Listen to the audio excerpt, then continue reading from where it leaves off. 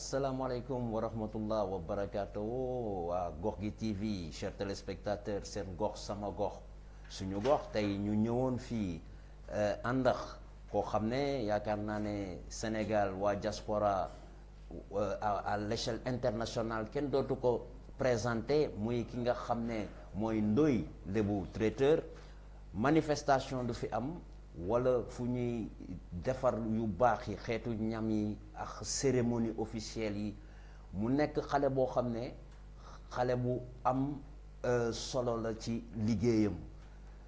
Vous pouvez nous suivre en direct au niveau des chaînes Instagram, YouTube, Facebook, tout si kaw li nga xam ne ñun moom la ñuy indil askan wi ñu nekkoon toujours ci wàccaayu tabaski gi wàccaayu tabaski dafa am solo.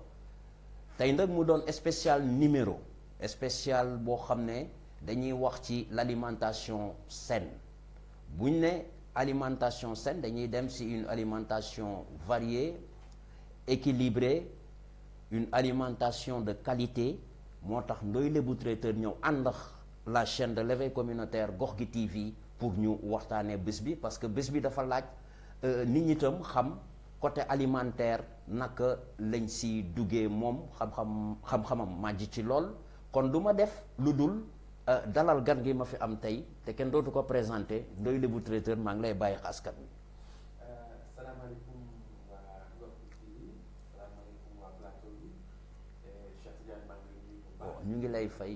soxna si di leen nuyu bu baax a baax di leen wax nag Ndoye Lébu traiteur daal ñëw na seen kër ñëw na suñu kër fas yéene ànd ak yéen ci plateau bi comme ni ñu ko waxee rek waxtaan ak Sénégal bi alimentation saine et équilibrée.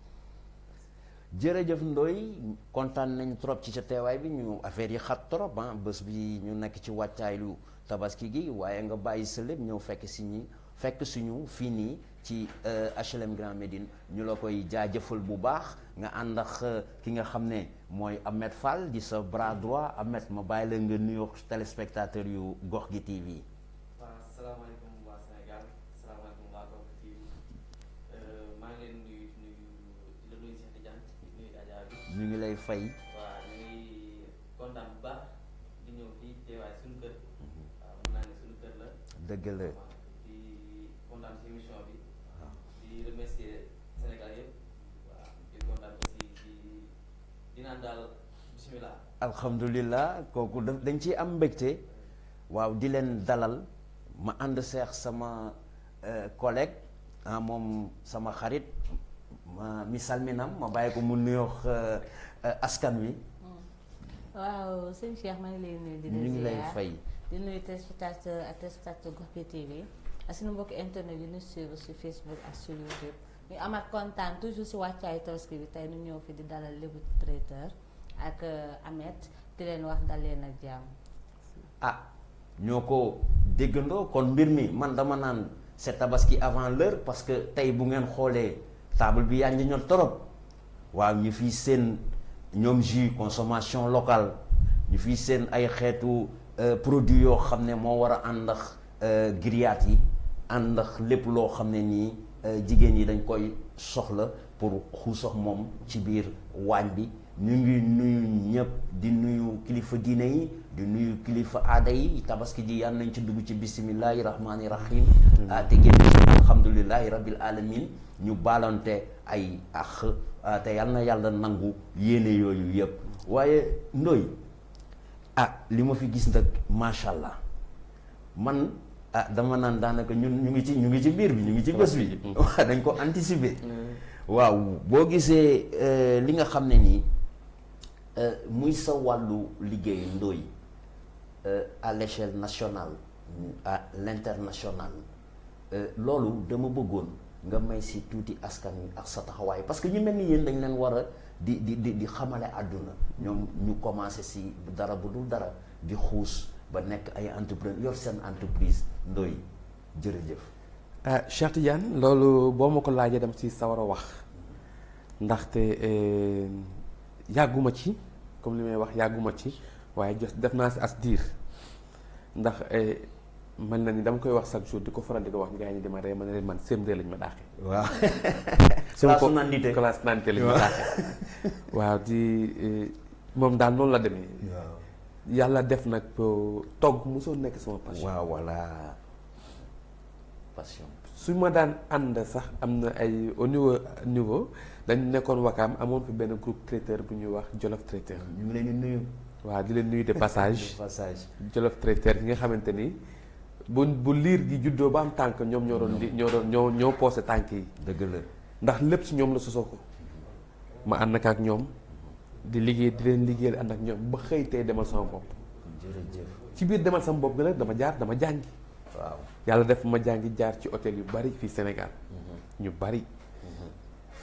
yàgg ci lool nag ndax fi may waxee yow ne tey maa ngi sama 36e année. ah loolu. ci restauration doctorat la en restauration.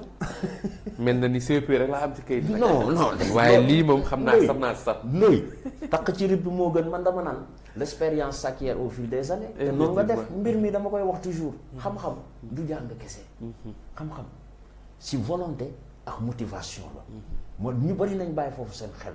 ne réussite kenn moomu ko. waaw du ñuy am ay lijaasa du ñu mais le métier c'est très important nga wax ci lu am solo dama ko jàngi ji. man quand j'entends ça dama dem uti jiwaat ci xam-xam. dolli ci ñëw jëlee li ma jëlee ci biir kër gi ci togg mi ak li ma jëlee au niveau professionnel tey Ndoye Lebou traiteur nekk lu mu nekk. waaye nag xeetu li ma fi gis ci kii nday Marème soxna yi ñu gis fi Ndoye indil ñu ay soos yu bari. waaw ñu jéem ci xuus xool soos yi daal ay soosu lan la comme ça bu ma demee kër ga ma defar ci. xam nga comme que tabaski leen wax ñëpp xam nañu tabaski feet bi neex na dëgg la mais togg bi si la yàpp bi si la ak yamuy àndal. comme ni nga ko waxee boo gisee différence soos yi yaakaar naa looloo ko waral. parce que yàpp daal nu ñu koy toggee yàpp daal nu muy àndale. man nag soos yi am na yu ma si xàmmee am na yu ma si xàmmeewul duñ si lébu ma ne ñëwal bu baax Ndoye ngi nii comme ça Ndoye ñu mën a xam soos bu waaw ne lu tax nga mel soos yi ak luy particularité soos bu ne. waaw soxna Marème xam nga fi réew mi toll. togg dafa yàqu. waaw togg ba ni xamoon bu njëkk togg bi nga xam ne bu la ko tegalee boo mosee rek góor bi benn lay nekk. ak togg yu ñuy am léegi. amul bokkatul fi réew mi toll bu la yàkkalee ñaari plat nga lekk benn bi. boo paree dootu digestion day yéex ci yow. togg à l'ancien da ngay digérer léegi. lekkaat leneen. lu taxoon te loolu mi ngi fi ba léegi. ci toggin mi ngi fi ba léegi mais ñun ñoo ko bàyyi def ci lu gën a rapide. tey boo xoolee soble sax dañu koy dagal marché. rapide lépp dañu koy defal. kon c'est le monde bi dafay développer di évoluer di jëm ci beneen sens. waaw mais tamit lii moom ku ko jéggi di nga ko jëli ci waat. dëgg la parce que boo gisee tey ma ñëwee nii. dañ xam ne ci tabaski la jëm ma bëggoon jàppale tuuti rek sama mbokk yi ak sama sœur yi ak sama xarit yi jigéen ñi ak góor ñi xam ne dañuy dugg ci waañ bi. voilà te man sax dama la wax ne tabaski ba ma sañoon jigéen ñi dañuy dem ci ginnaaw bàyyi góor ñi. Ndoye loolu dina doy waar. waaw loolu daal bu ma sañoon ñëpp noonu la ñuy def. di nga bari xarit. dinaa bari xarit gis nga Cheikh Tidiane fii bii sauce chili la. sauce chili la maanaam sauce boo xamante ni dafa baax ci yàpp. waaw moom day fekk yaxu yàpp bi fu mu nekk sax nooyal ko. waaw Ndoye sauce chili bii nii dafa am benn bul fu ma ko mës a dégg c'est pas mexicaine wala. chili c'est la mexicaine la. yow nga sénégalisé. ma sénégalisé ko ak suñu produit yi nekk fii local fii. man lii laa gëm. dinaa agsi si biir parce que kenn du wax ba wax sa ginnaaw. non kon ñu fekk si la. waaye xam naa ne daal. ku ko bëgg a mos di nga laaj Ndoye. waaw di nga ma oosi. bële muy sauce verte. comme on l'entend tout le monde fii Sénégal koo wax mu ne la sauce verte. li ci ëpp sauce verte nag persil la. persil kese lay doon. waaw tey Sénégal ils ont l'habitude de sauce verte façon verte de persil kese. persil amul ay vertu yu bari. loolu du sauce verte persil kese la. et c'est bon uniquement pour la grillade. pour la grillade soit nga lakk ba pare. ndax am na looy lakkee. voilà boo lakkee pare moom nga koy accompagner pour lekk. pour di ko si jàpp di ko si jàpp di ko lekk. parce que c'est un peu pimenté. mais pas trop. d'accord moom Modéré sauce daal. modéré Waaw. sauce verte moom pour lool la pour ci diggante bi. si moom nga koy lekkee bële sauce rouge la du kaani nag ah sauce du rouge. kaani du kaani du tomate am na ci am na tomate. waaye mais du kaani du c'est pas pimenté mais sauce rouge la parce que am na ñoo xam ne sauce rouge moo leen gënal ci lakk boo bëggee sa yàpp changer couleur de cuisson ah ok. mu changer couleur de cuisson marinade rouge boobu nga ciy def moom nga si def. moo tax boo ko lakkee boo génnee mu jox la beneen couleur bu rouge bu rouge bi bu rouge bi waaw. voilà waa ndeysaan biir am na solo. bële di sauce grillade xam nga newoon naa léegi sauce verte moom ngay lekkee waaw bële sauce rouge bi pour mu changer cuisson la bële nga koy mariner ba mu baax Assaisonné. bàyyi ko assaisonné ko bàyyi ko ak moom mu dugg ci moom kon daal yi ñuy wax dëgg fee la ne. foofu la ne nokkas gi. nokkas gaa ngi Fële la ne. waaw foofu fële na le sauce ba la may gis. waaw foofu la nokkas c'est gi ne ndax lépp fa lay tënku nga mariner ko dëpp ko tuuti bàyyi ko ndax mu nokk. à peu près nooy. combien de minutes. Waaw, parce que combien de dañu gis ñoo cuisson, xam ne waaw. dañu mariner teg lu yàgg am na ñoo xam ne dañu mariner rek commencé la. man bu ma doon joxe conseil ci tabaski ji kenn du lakk yàpp bi directement ah ok. da nga koy teg benn temps. dama koy bàyyi ci taal ci xaal mu fendi ba muus parce que deret bi dafa am lu muy def Voilà. dafa lay tere digestion tey nga dégg nit ñi lekk nañ ba pare fër nañ fër nañ wala waaye lii nag ak lii loolu lekk dibiteri sax boo fa lekkee lu bari dafa am lu ñu lay def mais nag man de préférence si la ma xam as tuut na nit ñi bàyyi ko mu ñor tuuti mu ñor. bu ñoree tuuti si cindi ñu génnee ko mariner ko balaa muy dem da nga koy mariner ak bële mu ñor kon déjà day c'est-à-dire am kon bu ma la déggee pour askan bi 2 cuissons ngay def. deux cuissons rapides day permettre sa grillade day rapide day rab voilà. da nga koy teg si cin li benn waaw. minute. quelque temps. Quelque ba pare temps. nga soog koy Kii tegaat nga assaisonné teg. ko. assaisonné ko lakk ko nag léegi soog koy lakk. boo koy lakk sauce grillade bële nga ciy def moom moo koy lakk directement ci fourneau bi moom liy def poobar laay ci am na lépp ak yëpp. kii lépp loo xalaat lu jóge si nokkas am na ci mais uniquement destiné pour grillade. pour grillade pour grillade rek. d'accord waaw jërëjëf. sauce rouge bi pour mu changer sa couleur pour boo koy grillé ah parce que ñoo xam ne couleur bu ñuul bi bëgguñu ko. bëgguñu ko parce que des fois da bu nga koy ñuulee rek. da nga koy jàpp ne dafa lakk te lakkul waaw te lakkul waaw waaw. bii ma tim nag li tax moom mujjee ko mooy sauce passe-partout ah. sauce passe partout. Magique. yaakaar naa comme son nom lay waaw. il est passe-partout maanaam jën yàpp yëpp ndoy. loo ko jox mu ànd ak yow mu adapté mu dem. et il est très fort mais sauce bi nu ngeen ko war a defee. ba Waaw. nga xam ni xam nga jën la am lu muy soxla. yàpp am lu muy am lu muy soxla ginaar soxla. am lu muy soxla. Waaw. nu ngeen koy defee ba nga Ba mu xam ni passe partout boo ko noonu. boolee rek mu génne ko Waaw. normalement. xam nga tey citron waaw mu ngi nii. citron di nga ko booleeg ay yëf sauce passe partout ngi nii. mën naa ñam ndoy wala. bien sûr boo orulee quoi mais saa baag lay mais xaar si njóobee nii. mais macha allah. voilà sauce passe-partout gis nga ko mi ngi nii Waaw. moom boo ko xoolee ak yeneen différence sauce bi sax dafay mel ni wutee. jël nga si bu ne def ci waaw. d'accord. dafay mel ni bu ne fii am na ci persil bu goût persil bi mi ngi lay xeeñ te fii la jóge sauce waaw verte waa si biir. waaw. ah sauce rouge bi mi ngi lay xeeñ te tu vas voir des piments des choses rouges à l'intérieur ok. et sauce grillade bi mi ngi ci biir lépp daal.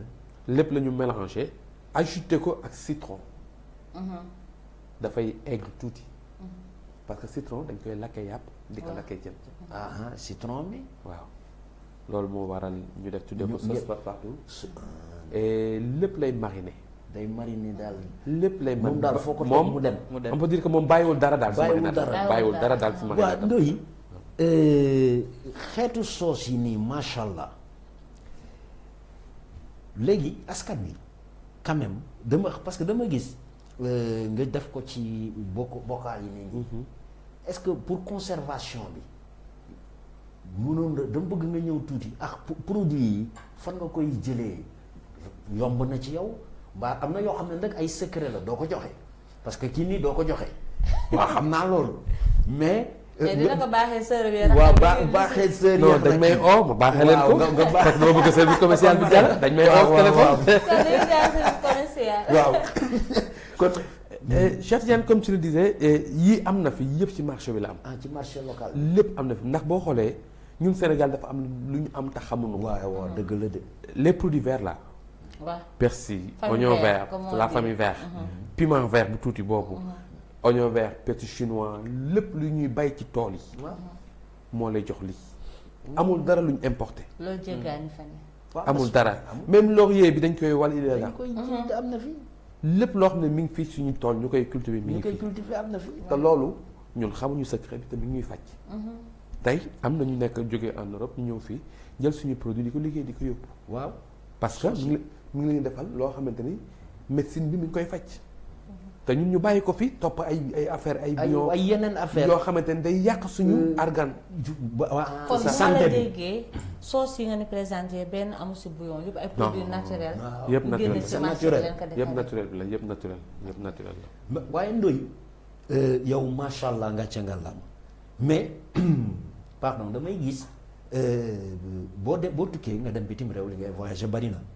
ma gis ay sauce algérienne mexicaine comme léegi nii mais lii nii maanaam yow si say produit yaa ngi xalaat bés ñëw ba nga yóbbu ko si sa secret personnel produit local ba nga internationaliser ko ak sa création bi inspiration bi yooyu foo koy jëlee dama bëgg nga daal dama la bëgg a cokk tuuti.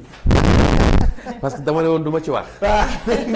du lépp nag la ñuy xam ne ko wax. ndax am na loo xam ne bu ñu koy togg te ñoragul. waaw bu ñu ko sottee rek gars yi dañ koy teel a juróom. dañ koy te xam nga yow yaa ma yar. waaw non xamante nañ kooku beneen la beneen.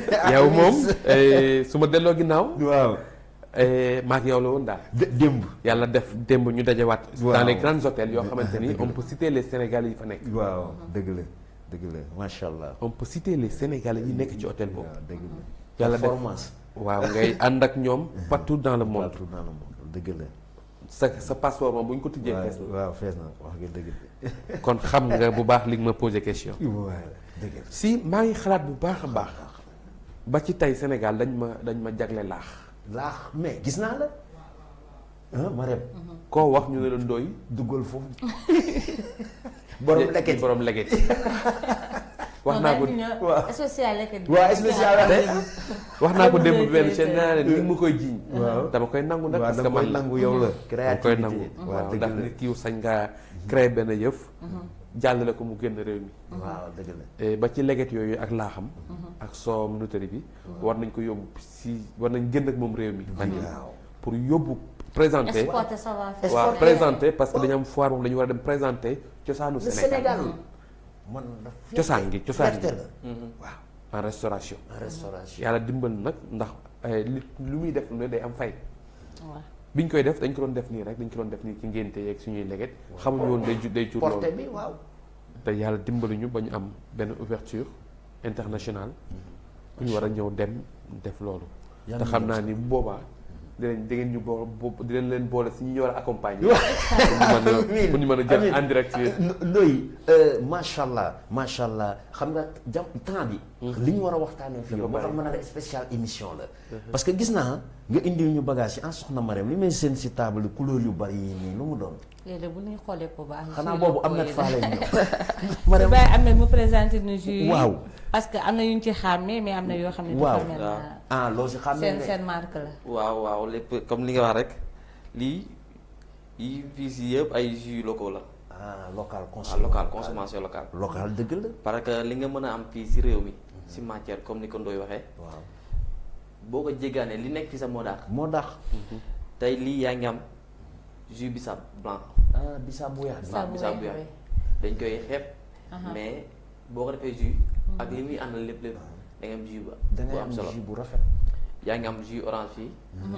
xam orange ci local orange bi orange local la naturel. orange normal. moo gën a di baax waa lañ koy defaree. moo gën a di baax. amul lenn loo xam tey. produit benn boo xam ne additif. waaw amul dara amul si. naturel. lépp xam nga orange bi xott yeeg lépp a ngi ci biir si machine lépp bi a ngi si mixé biir. ah du ngeen jël rek kii bi si non biir. dañ koy Déedéet. raxas rek def lépp Boole lu machine bi mixé ko ñu génne ko nag traité ko. traité ko. tey boo xoolee même yeneen yi ngay gis yëpp mixage bi léegi boobu comme machine mixé yi da lay yombalal sa liggéey. waaw day tax amul looy bàyyi. parce que waaw. lépp tout est utile. tout est utile lépp lépp xam nga lii bisaab buy la.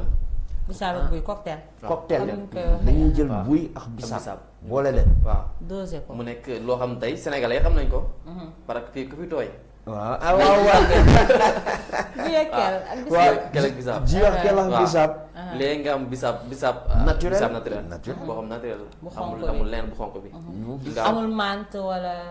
naanaa comme ni ñu koy defee pour parce que je te coupe pas mais fii lépp am na excès. bisaab naana rek lay àndal. naanaa kese lay façon naana yëpp lay àndal. de préférence boo lekkee yàpp ba pare. moom da ngay lekk lu léger da ngay naan lu léger. bisaab blanc bisaab rouge wala jus d'orange. boo lekkee yàpp ba pare yooyu moo lay permettre mu mën a jàll si say veines pour nga mën a teel a am digestion rapide. ndax day accompagner yàpp bi tegu bu ma. kon boo lekkee bu ma la déggee bu baax bu ñu lekkee yàpp boo lekkee ba pare au lieu que ngay jël boisson wala yenn yi di naan parce que naan gaz yi mooy permettre di digérer. kon bisaab bu xonk bi ak bu weex bi yëpp wala jus d'orange mën na la permettre nga digérer digestion bu kaaw. ok mais nag day fekk ni nga koy liggéeyee. du am benn produit bu koy pousse. additif du am benn additif. parce que xam nga Sénégal dañ dañ ko tàmm bu ñuy defar buy wala bu ñuy defar bisaab kon dem jënd sachet yooyu nga xam ni moom la ñuy jël nii pour goût bi la wala pour goût bi loolu day yàq waaw tey boo jëlee ñaari jus nga teg ko bu am loolu ak bu ko amul day léger. bële day diis day fluide neex a naan waaw bii day léger après ñoom ñaar boo ko tegee si benn verre mu fanaan boo xëyee le matin bii day yàqu di nga gis bii day yàqu. day am réaction waaw day am réaction waaw. bële dafay des parce que dafa pour conservation bi. voilà moo tax ngay jekki ubbi bouteille jus mu ne tëf. parce que dafa am lu ci nekkoon. dëgg la. bisaab blanc amul lenn. xam nga lu mu am. citron. waaw bii nii. citron moo koy relever. moo ko relever nii. pour man Dakar laa foogoo. déedéet bisaab blanc la def citron. dégg nga Dakar. waaw des fois ñu def tamarin Dakar. tamarin de couleur bi pourtant waaw. kii buy la moom ñuy wax sànq mu ne buy bisaab effectivement. waaw et bisaab dafa am ñaari fa bisaab dañu am bu tooy am bu wow. waaw bu tooyee ñu def ko bëgëj. waaw mooy ñu def bàyyi ko ci même garab ki moo lay génneel bisaab bu ñu def rouge. waaw doom yi ok doom ci même garab ki moo lay génneel bi ñu bëgëj. ci même garab ki moo lay génneel. te Sénégal rek la am. te mooy génne bu weex bi mooy tamit. génne bu weex bi waaw. te kële ne le liñ naan consommons local. fii yoonu Saliba boo fay dem guy yu nekk foofu yëpp ak buy yi. war nañ mën si defar ay jus. mais guy Sénégal rek la am. mais man looloo ma jaaxal. ñun ñoo moom suñu symbole la. man ni ñu am walla li ngay wax lu bari fii la am amul feneen mais yaakaar naa ne ñun suñu combat mu ngi commencer porter ses fruits. tey boo gàddoo sa leket tey muy suñu cosaan. gàddu suñu laax ak suñuy koo yóbbu ko ba bitim réew. ah yaakaar naa ne lu bari dañu war a sant yàlla xam ne ñun am nañ lu original ak suñu ceebu jën. Penda Mbay ah duñ sant yàlla. waaw waaye ndooy ñu ngi lay gërëm. waaye dañuy ñëw ba léegi ci tabaski ji parce que buñ ne alimentation saine. et varié. waaw et varié équilibré. waaw ñu ñëw nga xamal ñu yii nii nga xam ne moom la ñu war a ndëkk lakkee. ba góor yi sax defe naa ne buñ déggee sa kàddu ñoom ñoo nar a dugg ci waañ bi. feelu tuuti. mais léegi naka la ñuy def ba nga xam ne dinañ jël li nga xam ne mooy yàpp bi avant ñu koy lakk nga baaxee ci sénégalais yi.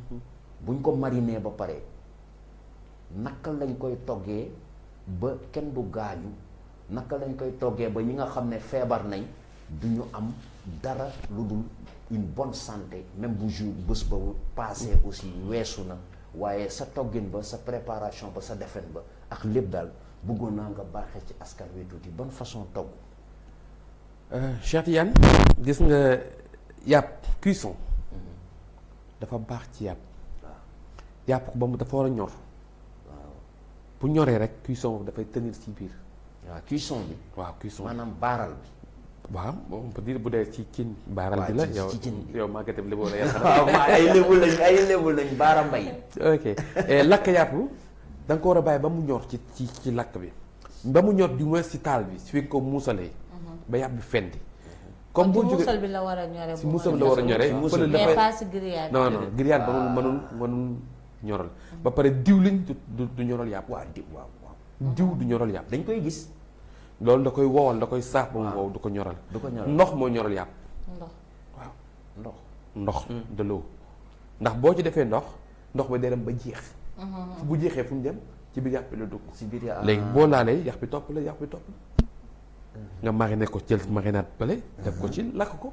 lakk ko waaw. comme ça mën nga ko lekk. da nga ciy lekk ba suuf ba doyal. ba te du la te gaañ du la gaañ. te di nga déchiré bu baax. bu rapidement boo paree nag ba ngoon gi bu la neexee nga jël sa kooku laax. ngoonu maanaam tabaski. waaw ngoonu tabaski. waaw bu lekkat si. yàpp le matin boo lekkee waaw yàpp añ bu ba sa suur biir fees bu la neexee le soir. waaw nga jël sa laax. wala sa caakri. pour varier. pour varier pour mu mën a am parce que bu Équilibre. ne da nga teg journée bi yàpp yàpp Estomac bi day sonn. hôpital Day ngay sonn. mujjee day sonn dañu añu yàpp reere yàpp. añ yàpp waaw bu xëyee le lendemain pour lekk laax. waaw non sa estomac du digérer. kon si jour bi même ci ngoon si yow. ci jour bi ngoon gi mën nga lekk laax bu léger laaxu sànqal nag bu léger. mu am soow. wala nëtëri. waay nga lekk ci ba yàlla may la jàmm tëdd nelaw. tëdd nelaw parce que diw bi ak diw bi guddi gi baaxul óorul. waaw surtout borom tension. borom tension yi. waaw moom la les salades pourquoi les salades. diabète diététique da siy lekk. waaw jëtiti et ku feebar da ngay lekk salade. salade mais dafa am salade nu ñu koy préparer. salade boo bëggee mu jariñ la da nga koy def à la vapeur. à la vapeur. vapeur waaw da nga koy tay maanaam. uta fa laa bëggoon waxuma salade si de. li mu àndal yëpp da nga koy tay. da nga koy tey da ngay jël say carotte nga tay ko. mooy crudité. crudité pomme de terre nga tay tay. ko. haricot vert nga tay ko. boo paree nga defal ko sa marinade léger. waaw mais kon baxal bi xam nga am na luy préféré Baax, baxal day def day ci day xorom day boo ko rey- baxalee day rey day rey ferñeent yi. kon day- vitamine bi si nekkee boo ko léppay baxalee day topp si ndox mi la jëm. si ndox mi la jëm dégg tay bi nooy def tay bi xam nga tay bi boo ko tayee Yinde. est-ce que boo ko tayee kese nit ñi dañ naan day lewet. non marinade bi pour lan la. ci da ngay def ab benn marinade boo xam ne moom nga koy. dina mën a compenser. wala bu la neexee boo mariné ba pare. nga sotti ko ak huile d'olive. sotti waaw waaw. à la poêle à la poêle ak huile d'olive tu mets un peu de l'huile d'olive. mooy nga li sotti nga baxal légumes yëpp nga day sotti ko waaw, waaw. mélange ko sotti ko ci kaw salade bi. assaisonné ko. voilà. ba kon doy sauce yi maanaam mën nga ko def sax si crudité boo de waaw waaw sauce chili bi. mën nga sauce def chili mën bi. nga ci rajouter vinaigre mu dem ci crudité bi. dafa am loo ciy rajouté Waaw. ci sama gars yi c'est le secret man fa xam nga du lépp mais xam nga ñaari hôtelier nag ñoo toog da ngay c'est que boo ma dugalee ci sauce yi. waaw. yi ñu daan gis fële ne xam nga on a là-bas on avait des différentes 50 000 sauces yu ñu teg. waaw mais sauce yu bari dëkk bu ne dañu génnee waaw sauce am. dëkk bu ne ndax li ñu permettoon ñu am foofu dara dañuy def tey buffet africain. africain soo waaw buffet asiatique. asiatique te on a- européen waaw daf ñuy permettre ñu xam waaw toutes nga les sauces xam de tous les continents. de tous les kon continents bul indi loolu fii tey. mais léegi bu ñu ñëwee ci salade bi. parce que léegi sénégalais yi dafa am deux types de salade. am na boo xam ne ñun ñu njëkkoon xam ak léegi salade bi léegi dafa am différence.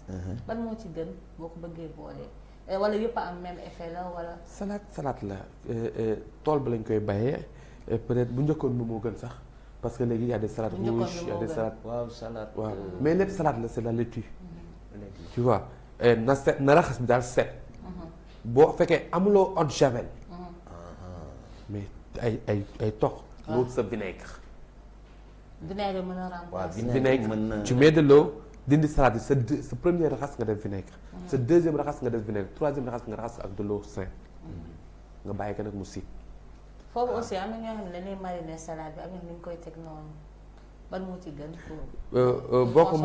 boo ko mariné li nga soxla ci moom yëpp day lax day da ngay bàyyi ba nga teg sa assiette pour lekk pour mariner li lekk ngay nga lekk soog ko mariner mariner li ngay lekk ok li ngay lekk ngay mariner pour mu mën a am benn da nga koy sentir mu mel ni ku am ay bant mais bu dee dafa ñor na boo ko mariner day ñor day nooy waaw looloo tax salade bi di mel ni ku lakk waaw kay. yaa ngi dégg yaa ngi am na gis aussi ñoo xam ne salade bi dañ koy raxasee saabu saabu mais ça ne se fait pas. non non boo xoolee saabu boo ko raxasee parce que yenn saa xam day nga des. dañuy gis salade bu waaw. am suuf tilim waaw kay. tilim xam nga doo ko ñemee aussi raxas ak ndox kese noonu ndox nga kese bàyyi il faut eau de javel bi wala comme kii du mu wax. comme Sa- wala saabu- wala kii bi rek.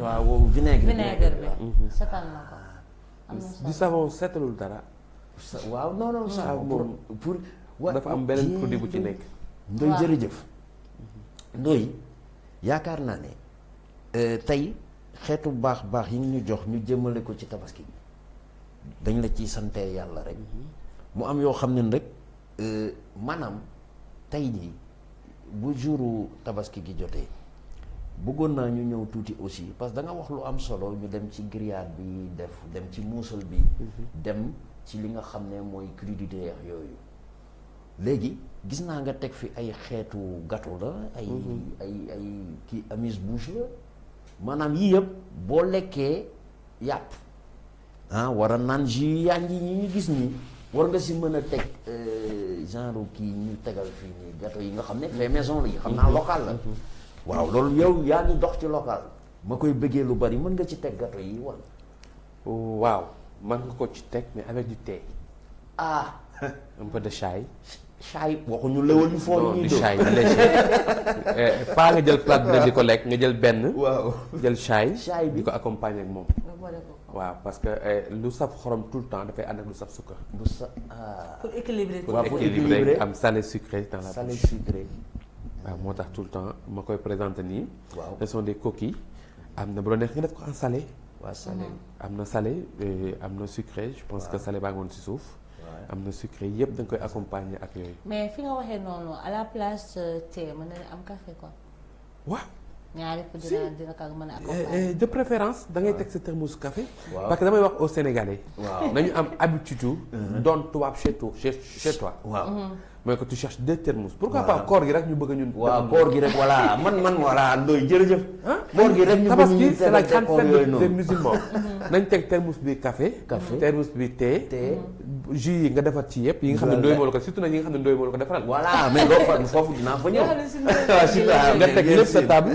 permettre say doom tout le temps ñu dem xel di dara Waa naan xel di dem naan, daaxante. dem. Waaw. kon daal thé bi ñu ngi ko xamee woon léwal deuxième troisième. ñu koy non, defee kooku bàyyi c'est nañ pas ko. recommandé. baaxul. parce que xam nga sénégalais dans l'esprit sénégalais naan boo lekkee yàpp. Yàpp. léwal bu waaw fort lewal bu fort ñun. pour éviter même peur wala même dara. même période bi ngay lekkee nii. tu veux prendre le thé avec en même temps. ak yàpp bi. di lekk sa yàpp di naan sa ataaya. Comme Comme nos nos amis amis. les arabes. merci beaucoup. ah ok. comme suñu mbokk naa Waaw. waaw boo leen xoolee ñoom Waaw. seen yaram day sax parce que Day- tout le temps ceeb sax bu ñu koy lekk ñu ngi accompagner ak ataaya. ataaya waaw ataaya bu oyof. oyof c'est le chai. kooku mooy tee bi nga xam ne war na ma dugg ci xeetu tabaski. voilà waaw loolu am na solo Ndoye parce que nit yi mën na am xamul dañ ko war a xamal. nit ki amaana buñ ne alimentation santé hygiène équilibré varié Ndoye loolu xam naa tey jii du ñu am temps bi trop ndax temps bi dafa la xoj sa emploi du temps dafa chargé trop waaye dinañ ñëwaat ci yeneen fànn yoo xam ne pour avoir une alimentation saine et variée maanaam pour durant toute la semaine ñu xam naka la ñuy équilibré naka la ñuy varié yan produit lañ war a jël au marché loolu nga ciy yëngatu bu baax Ahmed dama lay bàyyi nga may ñu si tuuti rek ci cadre boobu yéen ñi di yëngatu ci côté li nga xam ne nii mooy lekk bi di ko jox askan wi ñu koy defaree fii mu sell trop loolu ñu ciy may tuuti. waaw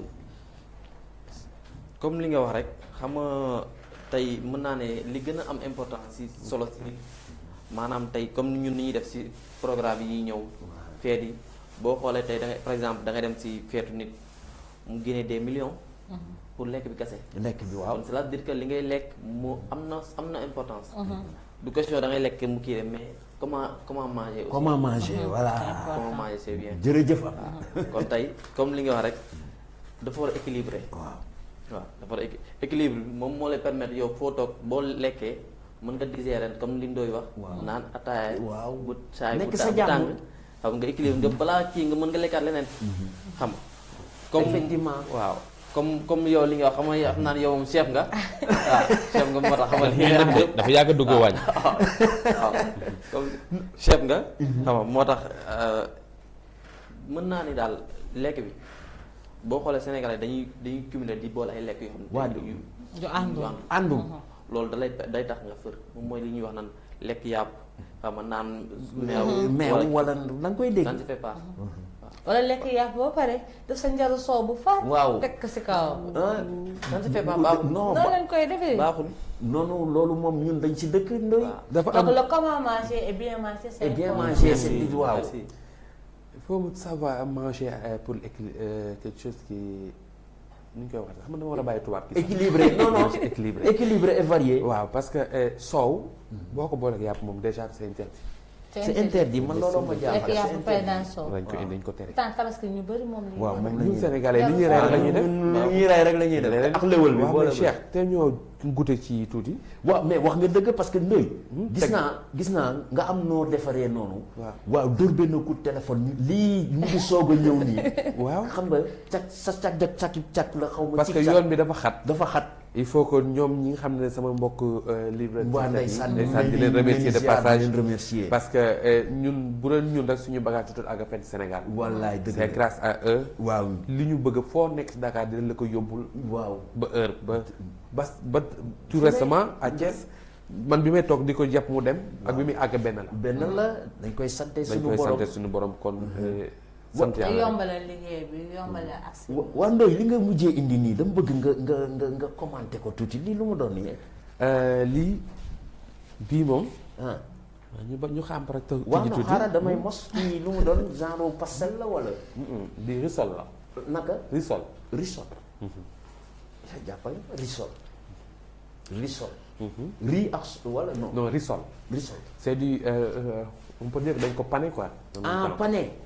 dañ ko pané. defuñu kenn publicité waaye. waaw dégg naa ñuy wax fii ay seen yooyu rek. mais xaaral ma ñam. mais c'est avec du poulet. poulet. ganaar si boobu moo ci am. te Marème li mu yëkkati moom pizza la. pizza bi mooy sama préféré. waaw pizza bi pizza la. fait maison la. fait maison la. fait maison. kële Ahmed di fataaya la yóbbu. fataaya la yor. mais Ndoye. waaw ba lële. macha allah ay neem la yu ñu pané. neem. nem pané. comment ça neem ñu koy pané. waaw. comme ni pané ginaar ak yooyu noonu. waaw la koy pané pané. kay pané la rek. waaw pané. day tax mu christian après. moom croustillant bi ngay wër. mais ah Ndoye mooy neexal neem nag. mooy neexal nem. c'est vrai nga koy kii muy def muy bruit boobu noonu. c'est bu recherché. def naan Cheikh. bruit bi croc bi croustillant. mais Ndoye yow lii macha allah ci Sénégal fii nga à base de nos produits. ngay def créativité bi nii. yor say employé Ndoye une cinquantaine ma la si jaajëfal ma dem. parce que ndaw bu bëgg liggéey. commencé que ci réew dara bu dul dara Ndoye bu ma ko déggee mu naan CM2 la dama koy mere. parce que xam-xam bi ne ci boppam. dama naan ko niveau doctorat restauration nga. loolu la rek mais parce que affaire bi passion la. Ndoye lii yëpp nga koy def fii ci réew mi yaakaar naa ne dañ la war a wane jàppale rek te da nga wane sa bopp ba pare. parce que koo wax mu ne la Ndoye waaw Marème. waaw xam nga dafa am solo doon sénégalais gëm sa bopp. ba pare xam nga yaa ngi koy wax ni commencé fenn egg fenn mais xam-xam nekkul ci diplôme xam-xam nekkul ci titre ci savoir faire li nekk sa bopp boo mënee sax xam-xam wala li nga mën wala li ngay gis nga def si lenn li ba mën ci jaay sa dëkk wala ba mën ci yow jël ay sénégalais comme yow ñu liggéey yow déjà yow kooku Sénégal laa amee njukkal. waaw parce que on est dans un pays boo xam ne ñu fa xam ne ni liggéey daf fi jafe déjà. yow yaa ngi contribuer si l'emploi des jeunes si manière boobu en plus yaa ngi génne savoir-faire sénégalais parce que yaa ngi koy wax léegi. sa sortie yi ngay def ak prochainement. waaw déjà xam nga ku xam laax xam lu mu représenté ci ngénte. waaw xam lu mu représenté ci ceet. kon xam na ne laax mooy lan ci Sénégal boo demee ba koy exporté kon am na foofu culture Sénégal yaa ngi koy génne ci beneen anam. dëgg kon loolu mënul di encouragé rek si. non di encouragé di jàpp ci combat bi ñu doon ay ndaw yoo xam ne ni Gox gi TV taxawee tey jii Ndoye Lebou Traiteur taxaw macha allah bañ ko woowee ne ko kañ liggéey hésité wul benn yoon parce que na ne yéen de damay fas yéene ñëw jox leen sama bopp voilà foo ko woo day ñëw waaw ñu la ciy remercier exclusivité dama ne ba may préparer affaire bi am sa accord ma ne ñun am nañ exclusivité boo xam ne ñu bari xëy na bëgg nañ ko waaye duñ ko am ñun dañ naan jaajëfal di la delloo sa wàccuwaay di la delloo ci sa temps bi nga jël ñëw waxtaan ak ñun te du fi yem nga ne ñu déet fu ngeen teg seen tànk fa laay teg sama tànk incha allah kooku dama koy rafetlu di ñun ñu doon la télévision de l'éveil communautaire seen gox sama gox suñu gox doon ay ndaw juddoo fi ci réew mi màggee fi xam nga kii bu jàppee fële kii jàpp fii bu ñu dajee dañuy liggéey pour le Sénégal pour le valoriser notre pays boo gisee Ndoye emblème am lan la fa teg gaal vert jaune rouge gaal mooy lan dafa am lu bëri loo xam ne daañ ci xuus ba set si la sa entreprise fa mu ne am ay waxtaan yu mucc ayib yoo xam ne dinañ ko def ak yow Ndoye yal na yàlla fay. yal na liggéey bi continuer. amiin Ahmed xam naa ne sa collègue yi ñu ngay seetaan émission bi. waa diaspora. Ndoye ñu ngi sa ginnaaw. waaye Ndoye tabaski ñu jëm nii xar yi seer na de mbaa boo jëndee sa xar boole ko marinade yi ak salade yi war na la gërëm. waaw war na la gërëm ñu xam ne rek Ndoye ci wàllu wi nga nekk di bàyyi sa weewu tànk fii ci restauration mu am yeneen yoo xam ne amaana bëgg nga ko baaxee askan wi parce que xam naa ne yow lu baree ngi ci yow man xam naa la. macha allah Cheikh damay remercier sama client yëpp. waaw client ak cliente. waaw dëgg la ndax su neexee tey ñoom la. ñoom du ñu toog te jëluñu seen téléphone bu nit di wax sax dañ naan kan xaaral ñu xool Ndoye. waaw loolu rek sant yàlla te loolu tamit li koy maye mooy liggéey. liggéey tooguma sama kër pour nit ñi di wax Ndoye. non. je travaille dur. effectivement et trop dur pour être le meilleur au Sénégal. waaw. pour être le meilleur au Sénégal. tu es le meilleur Ndoye. waaw kay. dama koy wax saa su ne. aussi. et nee naa leen ragalam féete day xañ a wërsëg. man li waaw ma doon dama koy avec joxante fierté ko gëm wax sa bopp. kay ku mu nee na ragaluma nag ñu taaj ma. on peut appeler tous les traiteurs ñu toog. waaw waaye di may wax ragaluma nañu ko wax. firnde sax bu ñu bëggee ñu teg ko. waaw non Ndoye yow li nga gis nga am nag Marème. confrontation laa leen di organiser may Marème. wóolu naa sama mbër. loolu daal moo tax may remercier suma client yëpp fàttewuma kenn. ba si ñoo xam ne duñ sax nekk Sénégal xaw ma leen ne mosuma leen teg bët. am na ko xam fan yii baax daf ma woo ne ma yónnee naa la ay parfum. waaw ma doon dem jëli je ne connais même pas. même pas kii may ma jasner xaw ma kenn. di remercier ñëpp bàyyiwuma kenn su ma limee damay cuub. waaw dëgg la. les marabouts du Sénégal. dëgg la. Tidiane Laye Xaadir mu nga fa di gërëm Thierno Ibrahima Diallo mu Cheikh Al Khayri. dëgg la ñu koy ziar. et chaque gàmmu maak moom ñooy nekk. et tey dafa participer si Ndoye Lébu. waaw ba tey fu ñu ma ràññee Sénégal c'est à cause. loxoom mi ngi ci biir di ko gërëm bu baax. di ko ñaanal yàlla fi mu ne jàppale yàlla may ko doole. amiin ndax dafa yor àddina ak mbooloo. amiin te lépp teg ko ci diina ak siraatal mustaqim. dëgg la. di gërëm samay waajur. dëgg la. dañ ma bàyyi si li ma nekk. waaw koo xam ne depuis à base ñu ngi la bàyyi jox la sa loxo. kon accompagner nan la. waaw dëgg la. mais tey nag bu neexee du man sama employé yi la. waaw équipe. kii mooy chef personnel bi. waaw équipe. ñoo bokk benn yaay. boo gisee xam gis nga boo gisee. mais il est correct waaw. bëgg li muy def xam xale yi. xam kenn du ci am problème te ñëwul taxaw wax ak ñoom. balaa mën ma koy yëg. dëgg la dama leen di remercier. mais keneen ki nga xam te ne lépp moom la. madame Ndoye maa fa. bon. associé yàlla. derrière chaque grand homme. kooku moom mooy. à côté de chaque grand kooku moom mooy. une grande dame. moom boobu lay bañ. kooku mooy sos partout. daal lay bañ. non du derrière de devant kay laay wax ma ne. non nañ def à côté. kooku mooy sos moom laa tuddee sos partout. oh. elle est super. tamponné naa ko. lépp lu may def moo ci jiitu moo ciy mucc. ndeysaan. day faral di liggéey ak man ci 4 heures du matin. jàmbaar mu xëyaat sa enchaîné. liggéey bu métti restauration. di ci xeex xam nañ di ci ci dara. xuloo. dañ koy ñaanal yàlla li mu sumb yàlla may ko ci ndam. allahumma amin macha yàlla allah. téye ko gën ko jàppale ak jëkkëram. gën la jàppale yow. gën la waaw parce que jàppale entreprise. man aw ma compte moom mooy sama compte. waaw. yoruma moom moo yor. moom mooy te parce que lu ma yor moom laa koy delloo ndax moom mooy liggéey bi. mooy liggéey bi. réussite lañ bëgg te incha allah dinañ ko am. incha allah. Gox bi TV. yéen du ma leen gërëm. non. parce que histoire la buy doog a tàmbali. waaw mooy li may wax. et je sais que dinañu dégg fu ne. waaw. parce que boo ànd ak le meilleur rek nga mën a doon. meilleur ngay doon. te man gëm naa ni. waaw. le meilleur laa àndal. non Ndoye dañ ciy sant yàlla. wax ji rafet na macha allah wax dëgg yàlla defe naa ñun ñoo la war a remercier parce que lii dafa yomb. moo tax toujours Ndoye da nga fi wax sa à part la restauration say kaddu boo koy dégg rek da nga si jàngat lu bari Ndoye parce que nit buy wax dañ ko war a may nopp waaye xel mooy dégg waaw xel mooy dégg parce que junj doy na xel te Ndoye ci ay waxam ay message la ay message yoo xam ne du xaj fii ay messages yoo xam ne bés bu ñu la seetsee incha allah avec tout le staff de Gorgui TV. avec le service technique aux caméras Don Diego. les hommes de l'ombre comme je les appelle nga xam ne ñooy Cheikh Sow ak Samba ñoom sëñ Khadim ne ci local technique bi mu ñu doon une équipe comme ni ngeen doon une équipe rek parce que ne jàppalante te liggéey waaw Ndoye jërëjëf jaaraama. merci Ahmed boo amoon looy sànni ci kàddu.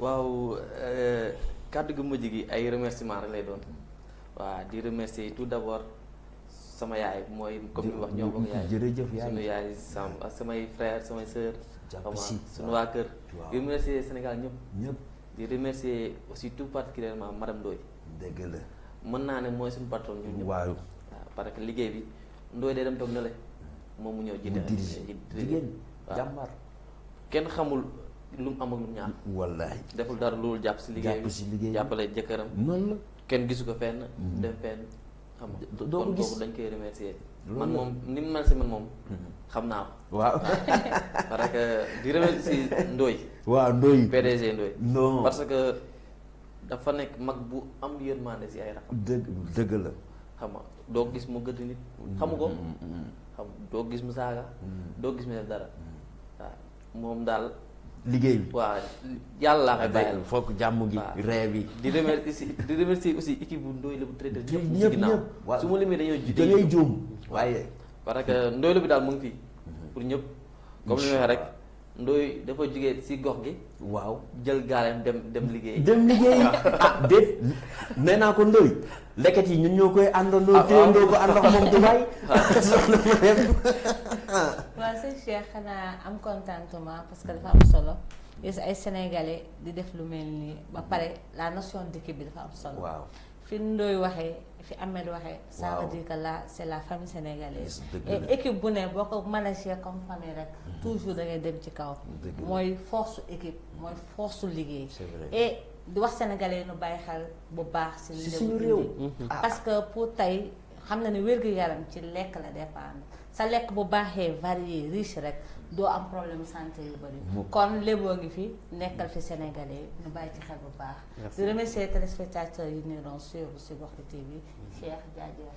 waaw yéen du ma def lu dul di leen jaajëfal sëñ Ahmed maa ngi lay encourager encouragement yi nag jëmewul si dul incha allah balaa de ñu gise nekk ci yeneen level yoo xam ne di mucc na ayib parce que sama waaye am naa ci moom confiance te xamante nañ te aussi mooy li may wax nit ki xam ko seddal ko ak mbaaxam si jaamu yàlla la bokk parce que bu doon keneen xëy na dina am neneen nu mu demee waaye ku fas yéene ñëw ne la damay jàpp sa liggéey rek amal ngërëm nga delloo ko wàccuwaayam te Ndoye pour te dire il est sans façon moo tax sa kanam rek lay jëm mooy li mel sa xol bu rafetee nga jàppale sa soxna di jàppale say waajur ak say frère amoo dara loo xam ne nii di nga ko tiit te mu am aussi loo xam ne wasilaam wala kër diine yi mu am na bërki démb ku ma doon tooñ naan ko Ndoye bu lay recevoir Cheikh Béthio Thioune ndeysaan naan na yaram ay yaxam sedd fa mu tëdd da ko bëggoon débauché ba mu ne méridien président kii dañ taje fu bari lu ñuy wax ni du tey dafa yàgg moo tax donc Ndoye dama lay bàyyi yàlla li nga bëgg sa xol yàlla na la ko yàlla may une réussite totale te incha allah yow da nga wax lu am solo ne da nga ñëw jàpp si Gorgui TV pour ñu dem waaye bés ni ko tey xam ne man ñëw naa jàpp ci Ndoye Lébu traiteur parce que am naa lu ma fa war a mën a indi am naa lu ma fa war a mën a doxal kon link bi yaakaar naa ne dama ci kontaan dama ci bëgg parce que xam-xam la buy dem a ñëw rek Ndoye merci Cheikh neex na merci beaucoup. macha allah ñun ñu ngi ci biir tabaski gi. waaw ci Gorgui TV tàmbal te bés bu jotagul. grillade yaa ngi tàmbal ñëw nañ tabaski. après dañuy teg barbecue. ñu commencé ci lakk. kaw terrasse bi. waaw pour goûter les sauces. Ndoye ah oui. dama lay bàyyee man du ma tëj émission bi tey Ndoye yow laay bàyyi. nga tëj émission bi rek temps bi dafa xat kon Ndoye tëjal ma émission bi. merci beaucoup Cheikh Tidiane du ma joxaatee opportunité boobu parce que xel moom du fa day fatu. et damay remercier nag l'amicale nationale des traiteurs du Sénégal. jërëjëf. bi ñu juddoo yàggul. ils sont en train de faire un travail excellent te pareeguñu moo tax mënuma ci développé wu xam naa buñ ci paree dinañ oo ngeen ñëw si as ñu xoolandoo amical bi lan lay jublu ndax traiteur u Sénégal yépp a ngi ci biir dajaloo nañ pour booloo parce que dafa nekk dañu nekk ci réew moo xam ne ñu ñëpp booloo sëf ñun yàlla def na ñuy oowante ba yàlla may ñu jàmm ba ñu dajaloo gise nañ benn yoon nag dinañ gisewaat dinañ fexe ba gisewaat boobu yéen ñëpp na ngeen teew ci pour xam ñun lan la ñuy tënk lan la ñuy def ci kët yi sans oublier de remercier le président Père Falilou bu Falilou Events traiteur mooy Père Falilou moom mooy président bi ak accompagné par mon ami mon frère Balla borom Teranga Sénégal kon ay traiteur la ñu màgg yu ne ci réew mi yuy liggéey yu rafet te maag ñoo may ànd si liggéey yépp waaw macha allah ñoom daal ñu ngi foofu te bëgg naa fu ma jaar ñoom ñu jaar fa ak man te incha allah incha allah ku ma soxla da nga ñuy oo si 77 498 44 96 wala 316 17 36 ñun ñu ngi Kër Massar si booru Auchan bi en face Auchan bi. waaw. waaw jërëjëf yéen ñoo ko déggandoo di remercier Ndoye le traiteur avec toute l'équipe technique de Gorgui TV ainsi que les animateurs ak son chef de personnel monsieur Ahmed Fall. xanaa kañ di leen jox di daje ba beneen yoon ci ay surprise nii la ñuy ñëw nag li Gorgui TV rek lay xewee kon wasalaam jërëjëf Ndoye le traiteur jërëjëf la chaîne de l'éveil communautaire Gorgui TV wasalaam jaaraam.